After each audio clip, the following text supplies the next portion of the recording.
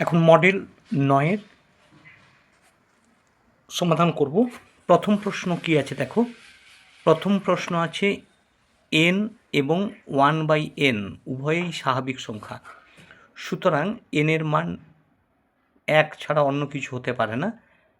1, n এর মান 1, কারণ অন্য কোনো স্বাভাবিক সংখ্যা নিলে 1/n আর স্বাভাবিক সংখ্যা থাকবে না, ভগ্নাংশ সংখ্যা হয়ে যাবে। তাহলে n এর মান যদি 1 হয়, এখানে আমাদের কিসের মান বের করতে বলেছে না n² প্লাস 5n প্লাস 6। তাহলে n এর মান 1 হলে n² মানে 1, 5n মানে 5 প্লাস 6, তাহলে 6, 5, 11 আর 11, 1, 12। এখানে অপশান ডি, একের অপশান ডি 12। এবারে একের দুয়ে দেখো কি বলেছে যে x plus Y is equal to 0, X plus Y is equal to 0। তাহলে এই লেখচিত্রটি মূল বিন্দুগামী হবে এবং X plus Y is equal to যেহেতু 0 হয়েছে, এটির এক্সের মান যদি ধনাত্মক হয় ওয়াইয়ের মান হবে ঋণাত্মক। তাই লেখচিত্রটি মূল বিন্দু দিয়ে দ্বিতীয় এবং চতুর্থ পাদের মাঝখান দিয়ে যাবে। তাহলে ঠিক মাঝখান দিয়ে যেহেতু যাচ্ছে, এই কোণটা 90 ডিগ্রি আর এই কোণটা হচ্ছে 45 ডিগ্রি। তাহলে 90 ডিগ্রি ও 45 ডিগ্রি আমরা যদি যোগ করি তাহলে কত হবে না 135 ডিগ্রি। তাহলে এক্স অক্ষের ধনাত্মক দিকের সঙ্গে যে কোণ করবে সেই কোণের মান হচ্ছে 135 ডিগ্রি। 1-এর 2-এর অপশান সি 135 ডিগ্রি। এবারে 1-এর 3-এ দেখো কি বলেছে, নিচের কোণটি একচল বিশিষ্ট বহুপদী সংখ্যামালা।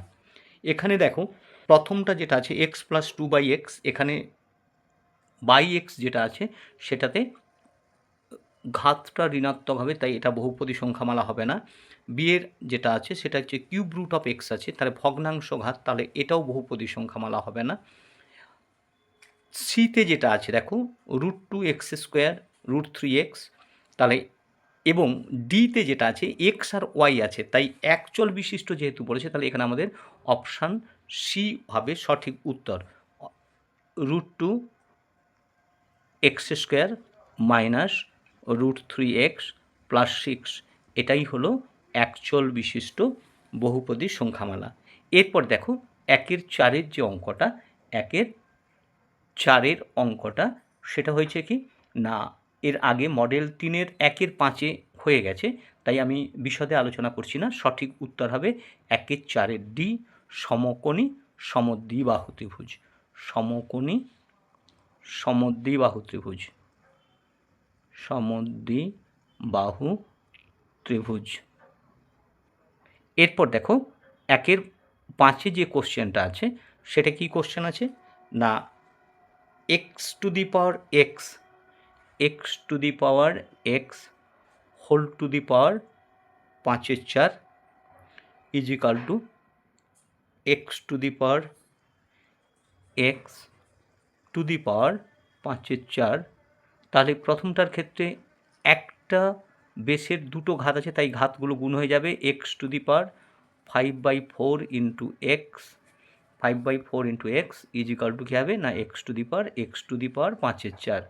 তুলনা করলে আমরা কি পাবো না 5x/4 equal to x to the power 5/4। তাহলে x to the power 5/4 by X equal to 5/4, অর্থাৎ x to the power 1/4, x to the power 1/4 equal to 5/4। তার মানে কি দাঁড়ালো x equal to 5/4 whole to the power 4। এবারে 5-এর পাওয়ার যদি 4 হয় তাহলে কত হবে না 625, আর 4-এর পাওয়ার যদি 4 হয় সেখানে হবে 256। এটা করার পেছনে কারণটা কি না সূচকের নিয়মে আছে যে a/b হোল টু দি পাওয়ার যদি m থাকে সেটার মানে হচ্ছে a to the power m by b to the power m। তাহলে 1-এর 5-এর সঠিক উত্তর কোনটা হবে না অপশান বি, 1-এর 5-এর অপশান বি 625/256। এরপর দেখো 1-এর 6, ঠিক এর আগের মডেলেই এটা আলোচনা করেছি তাই বিশদে যাচ্ছি না। সঠিক উত্তর কোনটা হবে না সঠিক উত্তর হবে option A 50 degree. Option A 50 degree.